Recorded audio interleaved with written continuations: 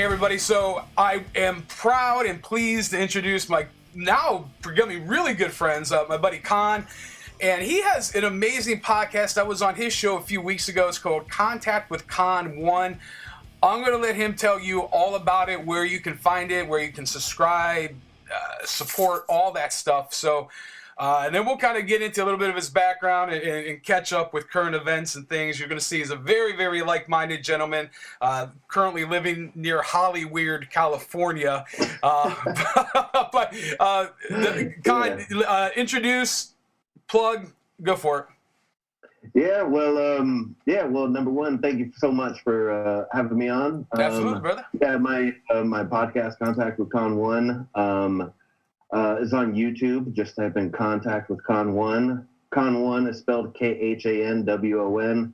But I'm now, thanks to you, I'm in the transition of moving everything to Rumble. Yeah. Which, by the way, Rumble has been so far good. I woke up to a nice surprise this morning out of nowhere. Oh, okay. But I'm also transitioning from Twitter onto Getter. So if you guys want to follow me there on Getter, it's pretty much the same at as Twitter. It's just Contact, but with KW. Make it shorter. And on Rumble, it's Contact with Con 1, all one word. I'll have to figure that out. And that's pretty much it. Awesome. Yeah, actually, so I inspired you to get on Rumble. You inspire me to get on Getter. So we have Flawed Ink, so you can follow us there. Make sure you follow him. So he reached out almost a month ago, I'm thinking, before all the craziness of holidays really started, and an awesome opportunity to just kind of share the Flawed Ink experience, and so now we're going to catch up with Con, and he and I have been, I would say, building a good friendship, and like I said, we're like-minded, we love freedom, love God, love this country, we're coming in for different angles, and I think that's so important, and one of the things that he and I talk about is this divisiveness that's going on, and even as so when we're recording this, it's the January 7th, the day after the anniversary of the worst terrorist attack ever on American soil. It just breaks my heart, but and I'm triggering you here. So, but yeah. I was just about to say, wait. Were you just saying the worst terrorist attack on American soil? Worse than Pearl Harbor. Worse than 9/11. Yeah. No, I converted overnight. But so. That being said, give us a little bit about your background, what you believe, like maybe your mission statement, or what has compelled you to kind of get in this arena, because I know you have an extensive background with music, performing music. You can find his stuff on Spotify. For me, it's like a mixture between Post Malone and Tom McDonald. I love it. But kind of what was that transition to being in music, where I have a background where I was a journalist for so long? Now it's more of the political kind of slant. So, kind of maybe a Cliff Note version of what really inspired you to kind of get in this arena with politics and try to wake people up and get them out of the matrix. Okay, so just a quick statement on my background. I've had a crazy ass life, crazy ass background. That'll probably be like an hour conversation if I explain all that. But basically, long story short, I left home when I was 15. Been on my own ever since then, and have always had the entrepreneur mindset, been trying to create business. I was skating almost. If I continued, I probably could have got sponsored and been in the X Games. Who knows? I don't know. And then I always had the music background because of my father, and my godfather, who played with Ambrosia. He toured with War. I've had a big musical background, so that's how I got into music. And of course, I love rap. I grew up with, even though it's funny, my dad he's the classic rock guy. He's that person, but the environment I was in was all about rap and that kind of shit. So I started getting into it because I said I was watching these music videos back when you had the iPod with the little spinner. You guys remember that one? The iPod with the spinner.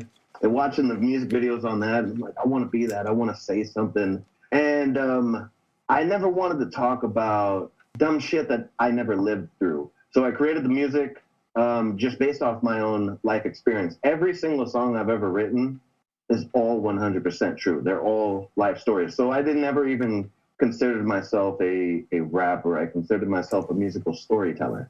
And before that, I skipped this part. I was in a band because I'm also a drummer, and that went south over some dumb crap. Don't want to get into that. But, I've been in plenty of bands. I can relate. Yeah. You know, a band is like basically having 3, 4, or 5 girlfriends all at once, and everybody has to meet up at the same time, have to do the same thing at the same time, and agree on the same thing, and agree on the same thing, and it's crazy. It's like a big ass relationship. But you're not wrong. But I did music, especially with drumming. Because it was a form of expressing myself. And I was very theatrical when I drummed. And one drummer my number one drummer I look up to and still do to this day, even if he's with a Kardashian, is Travis Barker. And I was very theatrical. I liked expressing myself the same way I did once I got the band split up. I got kicked out, yada, yada. Then I went into my own solo thing, and that's where I came up with the name Con One, because what happened was it was a very retarded thing that happened, and they kicked me out of the band, and I just said, all right, well, fuck you guys. That's where I came up with Con One. I said, nice. Okay. all right, one day you guys are going to be seeing me all over the world or in newspapers and magazines, which, by the way, I actually was in the newspaper. And you're going to have to say, when you read my name, Con One. That's where I came up with that. And so it was all a form of expression.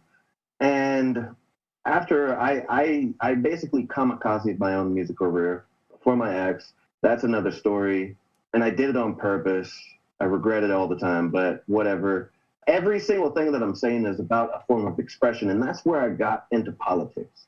Because number one, my father, and then another person who I consider my father, one time back when me and my daughter we were just living in motels, he came over and I was watching CNN. He was like, "Oh, you're watching the Communist News Network, huh?" I'm like, "What? What are you talking about?" He's like, "That's all bullshit right there." So I'm like, "Wait, what?" So then we started talking and started gaining, and I always had an idea of what I was doing, and then when Trump came into office, I know that stirred up a bunch of crap and everybody lost their mind, and then everybody really started paying attention to politics. But recently, when I say recently, I'm saying for myself, within the past 6 years, shit's gone bonkers. The whole world's gone bonkers. Everybody done lost their mind. And I felt like I have a voice. I know a lot of people are not ready to step up and say what they want to say. And I noticed the transition of people being so afraid of saying what they want. And that affected me because I'm the person where I don't give a fuck. I don't care. As we were talking, we know we got a target on our back. Whatever. But if this word isn't getting out, I don't know, maybe you're going to be, I'll be right behind you on the line of getting our 6th or 7th, and I've enjoyed it so much because I know that I have, from a few people that I talked to, realize what is going on with the world and the government and what they're trying to do and what their plan is. And that is why, maybe I went off a little too long, but no, man. That is why I switched over to politics. And every single thing I've done my entire life, mainly even skateboarding, every single thing is I've just been drawn to, the broadcasting world to present some form of, whether they call it entertainment or whether they call it getting information. I've always been that type of person. Yeah. Well, I know I'm going a little long. No. I mean, the America needs true journalism now more than it ever has. And my college agrees in journalism or communications and English, and and I graduated over 10 years ago, and it's just weird how in such a short amount of time, the idea of journalistic integrity has just been absolutely forgotten. One of the things I did want to talk about, and you kind of were leading me down this rabbit trail. I know we talked before, is here in Cleveland, living in primarily a red, primarily conservative, although it's slowly seems like it's sliding into more of that purplish area. And I say that as a nonpartisan. You do live in California, and Los Angeles County, from what I remember. Yes. And what I really would like for you to talk about, because I know in our previous conversations you've expressed to me the stark difference from like where perhaps I am in the reality of the quarantines, the vaccines, masking up, all this stuff, to we do that here or don't do that here. Maybe there's a look, maybe there's a slight comment, but my understanding from talking to you, and even on your podcast a little bit ago, you shared a brief video clip of some parents just having like a birthday party at a pizza place, and the police were eventually called because they weren't following certain protocol and whatever. And when you and I have talked, you even expressed to me like either feeling threatened or like things were said or done because of the stance that you take. One thing I would really like for you to bring home, or at least share, is, like it's not hyperbole. It's not, you're not making anything up. Like where you're at, it's almost like, people say California. From when we've had that conversation, it almost seems like that's not that inaccurate of a comparison or analogy, if you will. So kind of get into that, like what you've experienced, maybe what people have experienced, and then with that video about like people actually getting arrested, like their liberty being violated or threatened simply for 3 years ago it would be a ridiculous thing to or not to do. Right. Well, the first off, that video was actually in New York with the kid at the birthday party. That was in New York. I say birthday party because that one girl had like a hat on, so I'm assuming it was a birthday party. I think it was. And now you're saying that, I think it was New York. But I also know that the sheriff in Los Angeles has basically said people don't come here. So there seems like there's some de-evolution of society, or the moral fabric of our society is deteriorating. But even still, nonetheless, you've expressed it. You've seen and witnessed those kind of events. Yes. Unfortunately, I am, and LA used to be great. It sucks now. It's terrible because it is just filled with these people that are all for the mask and the vaccine mandates and old fuckface in office. He's not doing anything but spreading more violence. Which one? There's countless. The guy that's obsessed with smelling kids. That guy. Yeah. Let's go, Brandon. I don't want to say a name because I don't want to trigger anything. Yeah. Well, for the internet, Yeah, I gotcha. And he's not helping anything by keep saying it's a pandemic against the unbacked. Yeah. But out here, what I've seen is people are really die hard about these things, these muzzles and these antidotes. Yeah, the injections. Whatever you want to call them. The jab. Yeah. And in stores, people will really fight. I've never gotten into a physical altercation, but I have gotten into verbal, many of them. When you go into a grocery store and you're not wearing a mask, people look at you like you're the weirdest human on earth. They look at you like, oh my God. And I wish, what I want to do is I want to get a GoPro and record it on my forehead when I go in the stores, because 98% of the time I'm the only person inside the store without a mask. A lot of people were doing it at first with me because what the stores out here in LA will tell you is, oh, no. Sir, do you have a mask? Do you have a mask? Oh, no, you need a mask. You need a mask. Or if it's down a little bit, just like this, put it over your nose. There you go. Be a good boy. Over your nose. There you go. And then they try to bypass it by saying, okay, we're going to go in the self-checkout. And now the stores out here turn off their self-checkouting systems, because usually there's 4 self-checkouting systems, and people were getting by with it by kind of rebelling against it by going through the self-checkout, because what the store employees and managers would tell them is, we're not going to serve you. Okay, you're not. But this machine will. Beep, beep, beep. Now, those 4 self-checkout systems, they're all turned off. They all have the red light on the top. So now you can't even do that. Wow. And I'm seeing people get crazy. One time I was in the gas station. I was in there without a mask. This one dude went in there, and I guess some other person told him to put on a mask. And he's like, why you got to tell me to put on a mask? And all these other people, because it was me and 2 other people that weren't wearing masks. Why are they wearing masks? And I'm just sitting there like, I'm not saying nothing. I ain't putting nothing on. Whatever issue you had with that clerk, that's on you. Right. But I'm not doing that. And plus, I watch 3 networks. I watch Fox. I do watch CNN just because I want to see what kind of bullshit they're spreading. And I watch my local news channels, because out here our local newscasters, especially the weather girls, are fine as hell. Man. But I watch it just to see what's going on in LA.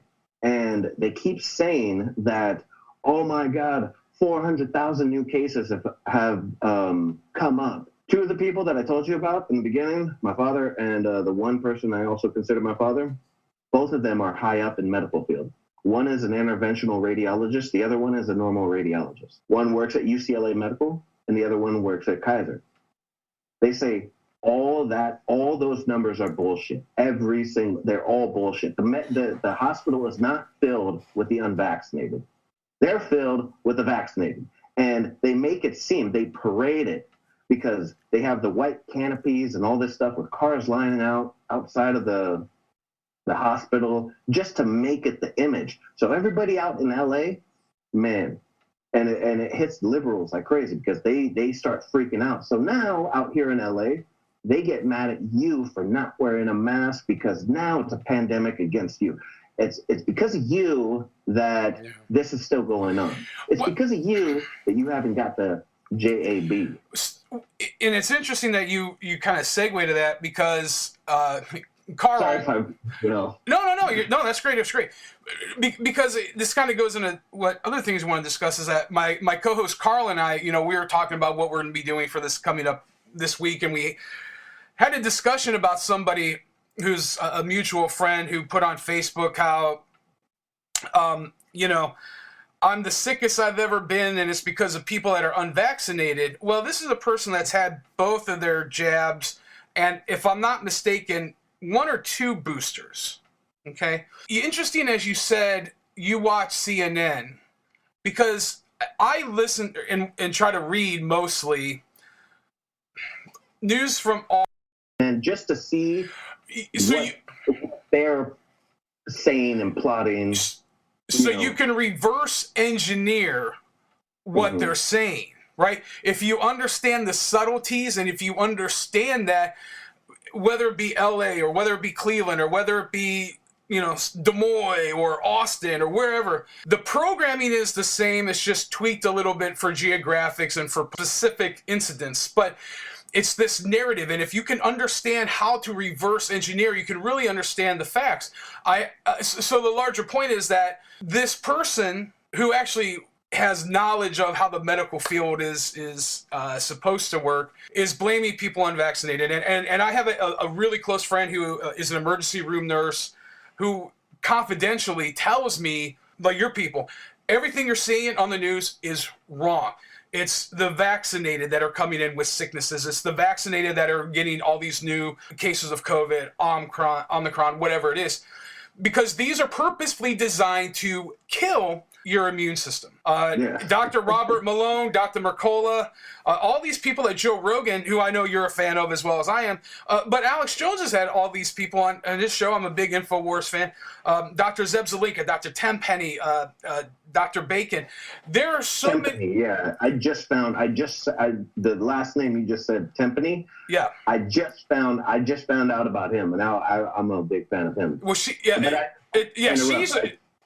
Clevelander. Or she, yeah. She's a Clevelander, so hometown connection. But nonetheless, the information is out there. So kind of to tie in what you were just saying, where Carl, my co-host, and I were talking, is and you and I have talked about this. I believe everything is a spiritual perspective. Like what's going on right now, we're talking about spiritual blindness. We're talking about right now, and this is kind of what Carl and I were talking about, like, and I know I've shared this with you because we've talked a bunch. It says in Hosea, my people perish for lack of knowledge. And it's coming to the point where it isn't the knowledge that people don't possess, because they have knowledge. It's a willful choice, and it's a choice of spiritual acuity to accept the facts, to accept the truth or knowledge, or to play into this deception. And as you and I have talked in regards to like kind of where we're heading, I think in humanity, the Bible talks about as we're getting into this time frame that it says the elect would be deceived as possible. So the reason we're saying that is because I'm not a smart person. And if I can figure this stuff out, like anybody should be able to. I don't think there's anything unique about me that gives me a perspective or a purview to look at this stuff and not be able to figure it out. You and I believe we're very similar in that regard. So it's a matter of people willfully giving into either ignorance, fear, or just wanting to go along to get along. What are your thoughts on that analysis? I don't think it's fear. I think it's the last two that you said. Go along to get along. And ignorance. As I think I briefly touched on earlier, I think that so far, especially out here in LA, from what I see, is like I got this term from you. Now I'm using it. I never used it before, but I got this term from you, the sheeple. Oh, nice. And, You're welcome. I never used that word before, but now I like it. We've been talking too much. Yeah, man, the sheeple. So like they know the masks are dumb. They know and they even came out earlier saying the cloth masks don't do shit. Now they're trying to get you like suction cupped with an N95, and if you ever wore one of those ones, those things are like barely breathing. It's like a xenomorph from Alien. Yeah, exactly. And they are so hell bent on this shit. They know it's dumb. But as I always say in my podcast, it's just a symbol. So even though they know it's dumb, they've already made the decision that if you don't wear a mask, that tells us who you are. If you do wear a mask, that tells us who you are. So, and they can't go back on it. They can't go back on the fact that they know Biden is an idiot. They know that. They know he can't talk. They know he's ruining everything. But because of their hatred for the last administration, they just went on this. And still, I will say that, yes, the election was stolen. I get crap about that all the time. I don't care. But, I don't disagree. And what's interesting, sorry to interrupt, what happened to Trump, we now see, like in California, the same exact thing happened with Larry Elders. The same exact thing happened just back in November with like the gubernatorial race with in New Jersey and other seats we've seen throughout the country.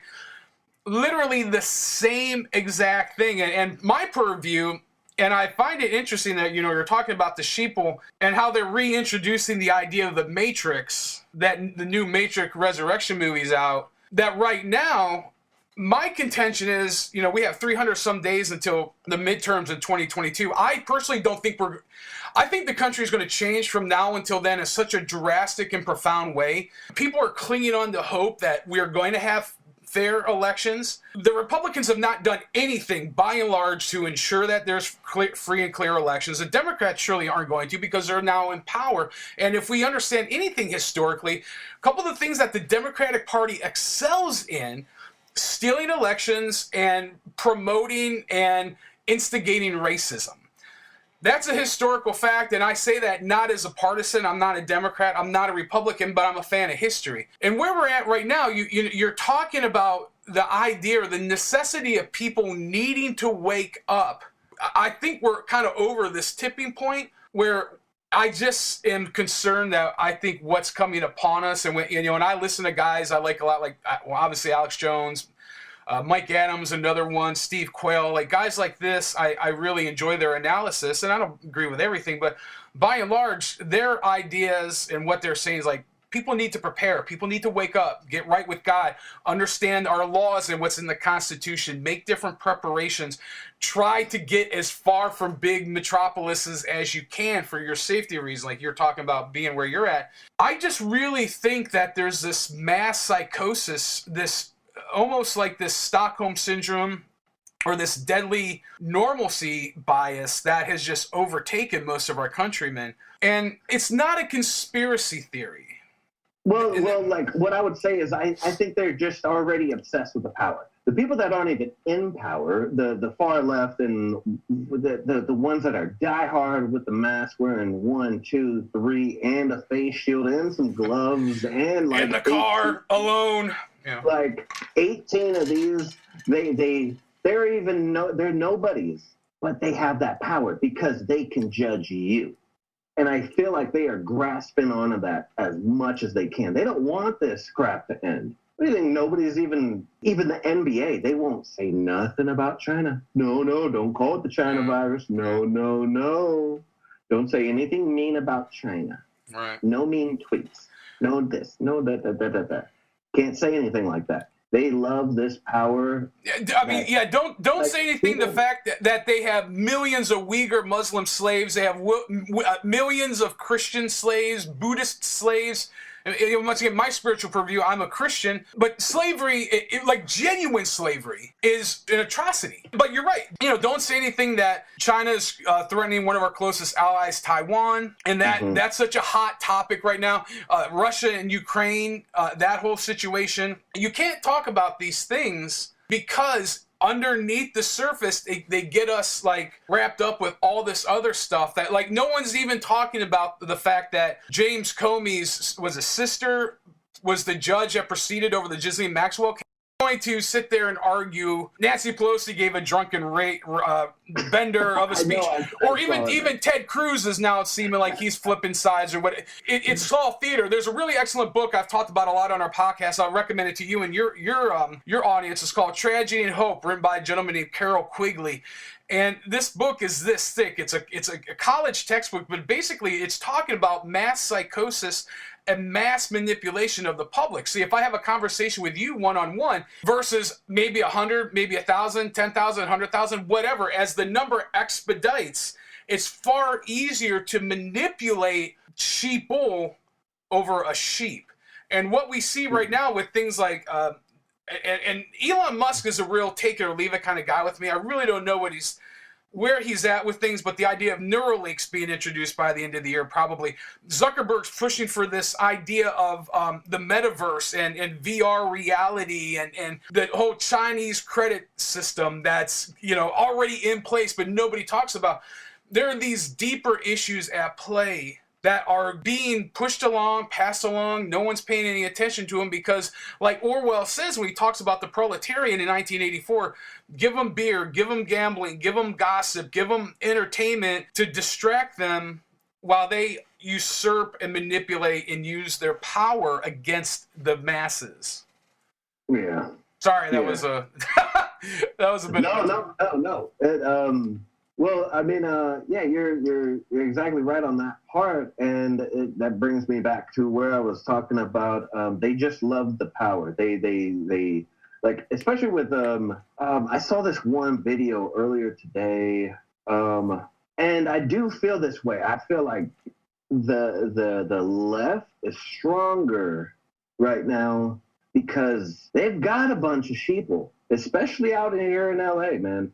Drive down the street, you'll see people walking their dog in a field with look at Biden was walking his dog on a beach with nobody there.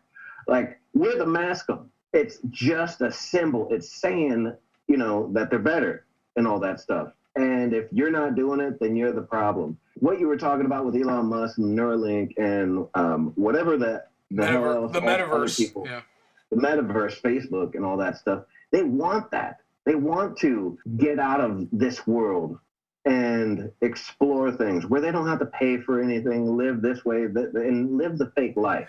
The fake life is whatever they envision. That's why I don't go on Facebook anymore. Facebook, and that's why I changed my Instagram. Like, now I have a new Instagram because all of the people that I used to know, they're all into that bracket. It's the idea that Klaus Schwab with the Great Reset, you'll have nothing and you'll like it. But once again, going back to why are they revisiting? They like being told. They like being told this and this and this and this. And if somebody looks different than you, you get up in their faces and you tell them they're not welcome. You know what I'm saying? And 90% of the people on Facebook that I used to know don't even talk to my ass no more. But they are all about that and contributing to these ideas of your kid needs to be gay and talk about these pronouns and this and that. And if you don't think this way, F you. Your social credit score is going to go down, because mine would be like 0 right now.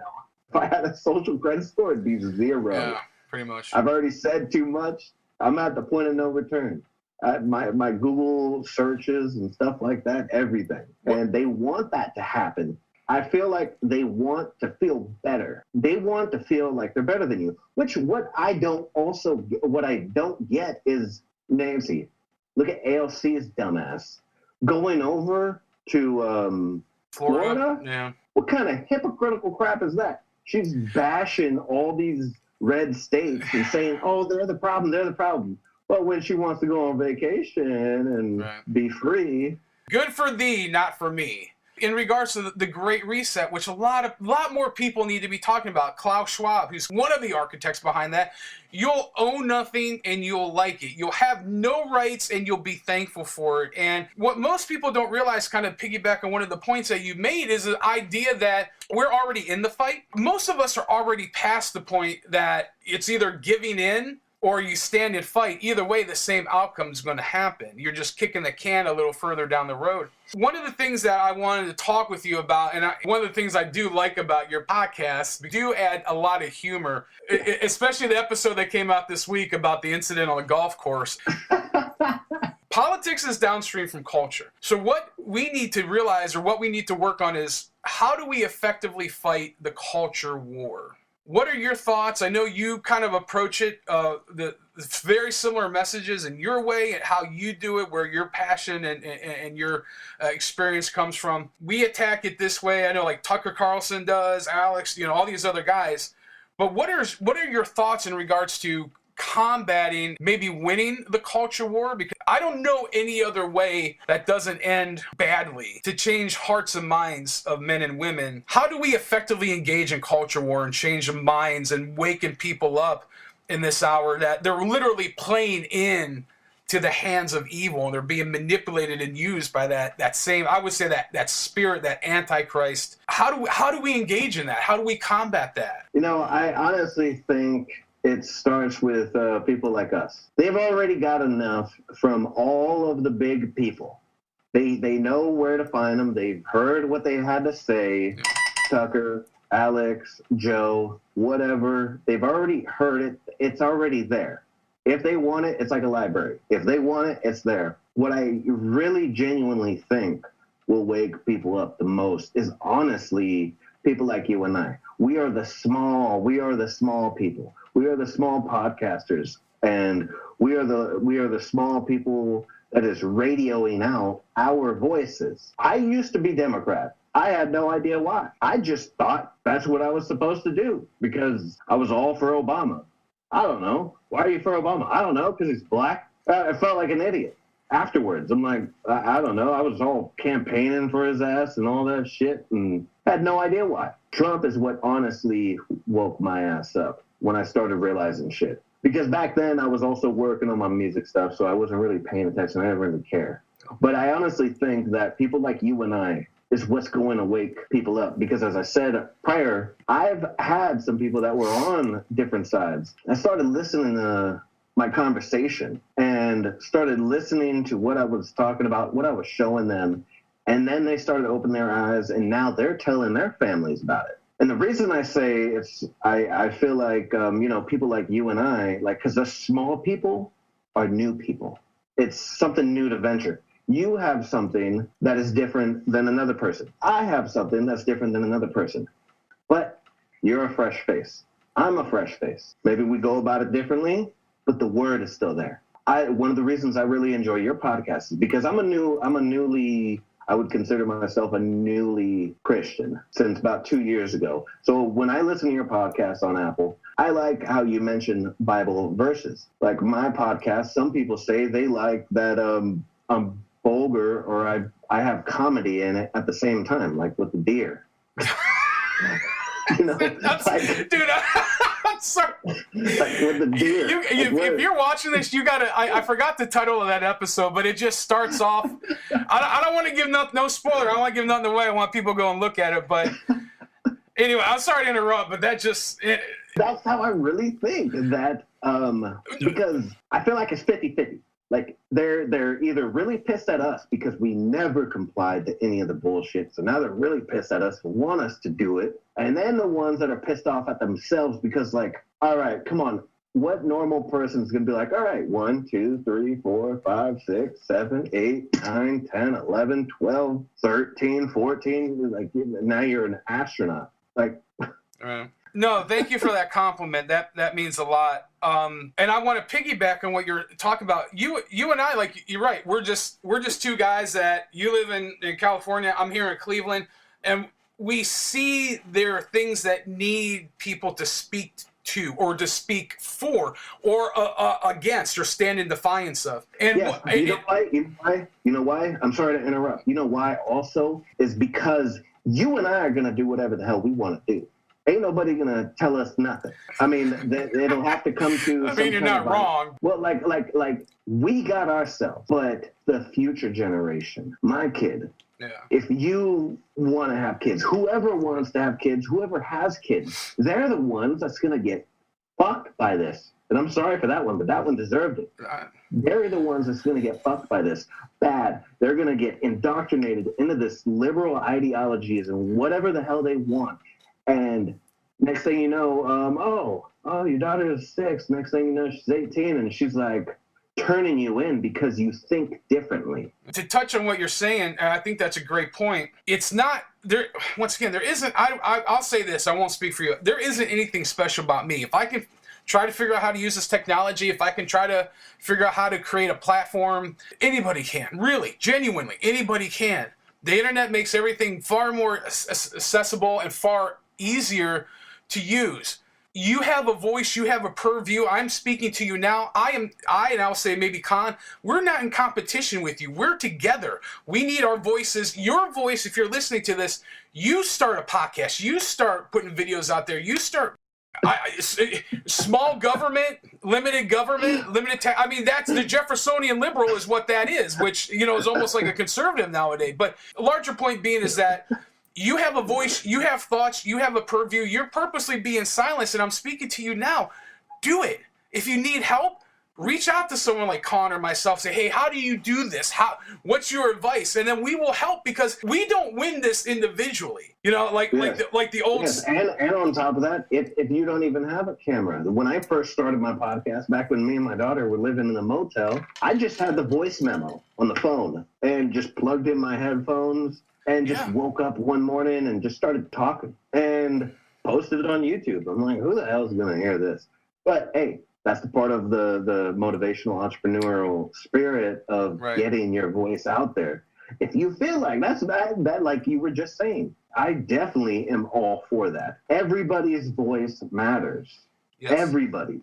Which goes back to the idea of the First Amendment. If you don't use it, you lose it. Yeah. Exactly. One of the sayings that the founders used to use a lot was, we're either going to hang separately or we're going to hang together. And you can take that as you want. I think they were talking about having their necks stretched. As we're kind of winding this down here, one very important question. What are your thoughts moving into 2022? What is your forecast? What are some things that you can leave people with some encouragement, maybe some preparation? And then when you're done with that, plug all your social media, your pages, all that stuff. Just plug whatever. You asked what I think we're going into on 2022? Yeah, just what's your gut tell you for 2022, and what's some advice you'd give people moving into this year?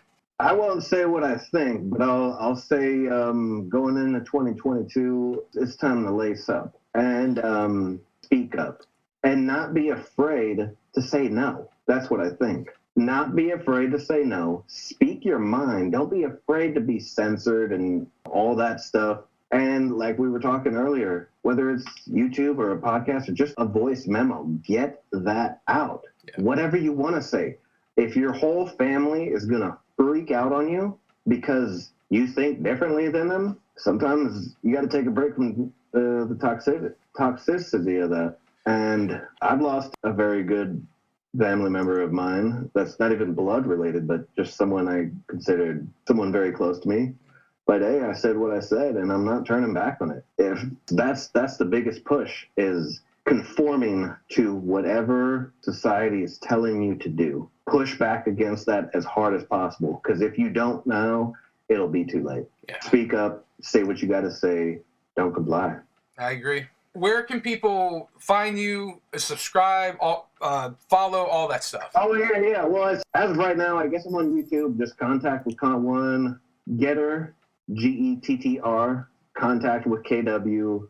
And if you feel like donating to me, $ on Cash App, KHANWON. And eventually I'll be working on trying to create a website, but we'll get to that when the time comes. Yes, absolutely. All right, brother. Well, listen, thank you. I know you and I have some long-term plans to do something like this regularly, maybe hit a certain subject or to, whatever. I know we're going to work something out, so we will definitely be keeping everybody in touch with that.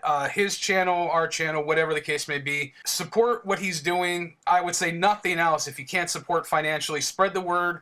Share the links. Definitely pray for him and his family where they're at, his daughter where they're at in California. Because if I can say this respectfully, it's almost like when you and I talk off camera, it's like you're behind enemy lines almost, and having that support is crucial. So yeah. Well, it's just literally me and my daughter, and my 2 cats. That'd be tearing stuff up. I'm serious. Set up my microphones and all kinds of crap. Yeah, well, our pets are our family. Can't eat them. So anyway, well, listen, man. I love you. We will talk soon, but thank you for hanging out for a bit. Yes, sir. All right, brother.